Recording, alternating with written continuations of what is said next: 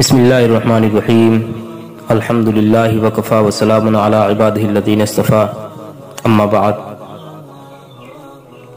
مورخین تقریباً اس بات پر متفق ہیں کہ آپ کی پیدائش کوفہ میں 80 ہجری کے اندر ہوئی۔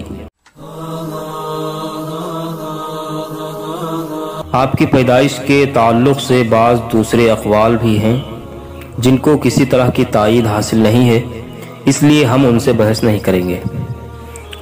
اور آپ کے تذکرہ نگاروں کا اس بات پر بھی اتفاق ہے کہ آپ کا اسم گرامی نعمان، کنیت ابو حنیفہ اور والد صاحب کا نام ثابت بن زوطا بروزن موسیٰ ہے۔ خطیب بغدادی رحمہ اللہ نے تاریخ بغداد کے باب النون میں اسی نام سے آپ کا تذکرہ کیا ہے، اور آپ کے والد صاحب فارسی تھے، اس طرح آپ فارسی النسب ہوئے۔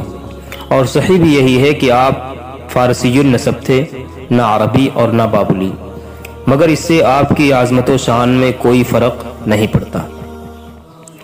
اسی طرح آپ کے دادا کے غلام ہونے یا نہ ہونے کی بحث بھی لا طائل محض ہے، جب یہ حقیقت اپنی جگہ پر مسلم ہے کہ آپ اور آپ کے دادا، آپ کے والد صاحب پیدائشی طور پر آزاد تھے، کیونکہ آپ کے والد ماجد کے غلام ہونے کی روایت کسی طرح بھی اعتماد کے قابل نہیں، لیکن آپ کی عزت و وقار، علمی وجاہت اور ذاتی شرافت میں تو اس سے کوئی فرق نہیں پڑتا کہ آپ کے والد صاحب یا دادا صاحب غلام رہ چکے تھے، بلکہ بذات خود آپ کے غلام ہونے سے بھی ان اوصاف میں کوئی خلل نہیں ہوتا ہے، اس لیے کہ آپ کا عز و وقار حسب و نسب اور مال و منال کا مرہون منت نہیں تھا، بلکہ یہ مرتبہ عالی آپ کو اپنے ذاتی اوصاف و خصائل، ذہانت و فطانت، ورع و تقوی کی وجہ سے حاصل ہوا تھا، اور اصلی شرافت بھی یہی ہے۔ علامہ مکی علیہ الرحمہ لکھتے ہیں کہ تقوی بہترین نسب اور ثواب کا عمدہ ترین ذریعہ ہے، جیسا کہ خود قرآن کریم نے بھی کہا ہے ان اکرمکم عند اللہ اتقاکم، کہ جو زیادہ متقی ہو وہی خدا کے نزدیک زیادہ معزز ہے۔ حضور صلی اللہ علیہ وسلم نے فرمایا کہ ہر متقی شخص میری آل ہے۔ آپ صلی اللہ علیہ وسلم نے حضرت سلمان فارسی رضی اللہ تعالیٰ عنہ کو اپنے اہل بیت سے شمار کیا اور فرمایا کہ سلمان ہمارے اہل بیت سے ہیں۔ حضرت نوح علیہ السلام کے بیٹے کو اللہ تبارک و تعالیٰ نے ان کی اولاد سے خارج قرار دیا اور فرمایا انہ لیس من اہلک انہ عمل غیر صالح۔ آپ صلی اللہ علیہ وسلم نے حضرت بلال حبشی رضی اللہ تعالیٰ عنہ کو اپنا مقرب بنایا اور اپنے چچا ابو لہب کو قرشی ہونے کے باوجود دھتکارا۔ خلاصہ کلام یہ ہے کہ جس وقت شرافت کا ڈھنڈورا پیٹا جا رہا تھا، اس وقت بھی امام صاحب کو اپنی ذاتی شرافت و وجاہت کا خوب احساس تھا۔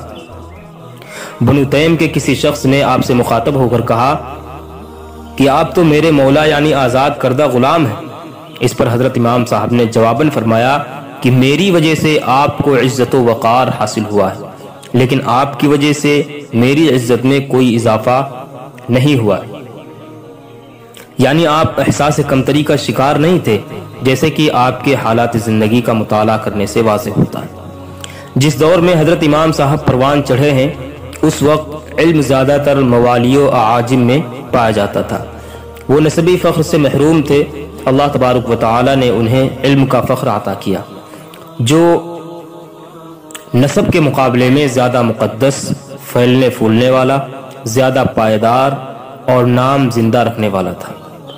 حضرت امام صاحب کوفہ میں پروان چڑھے اور وہیں رہ کر زندگی کا بیشتر حصہ تعلیم و تعلم اور جدول و مناظرے میں گزارا ہے۔ امام صاحب کے اکثر سیرت نگار لکھتے ہیں کہ آپ کہ والد صاحب بچپن میں حضرت علی رضی اللہ تعالیٰ عنہ سے ملے، اور امام صاحب کے دادا نے عید نوروز کے دن حضرت علی رضی اللہ تعالیٰ عنہ کی خدمت میں فالودہ پیش کیا۔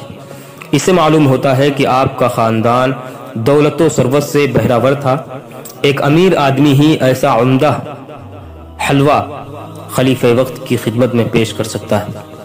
یہ بھی منقول ہے کہ حضرت علی رضی اللہ تعالیٰ عنہ نے ثابت اور ان کی اولاد کے لیے برکت کی دعا فرمائی۔ امام صاحب کی تربیت ایک خالص اسلامی گھرانے میں ہوئی، اور شاذ بیانات کو چھوڑ کر علماء کے نزدیک یہ ایک مسلمہ امر ہے۔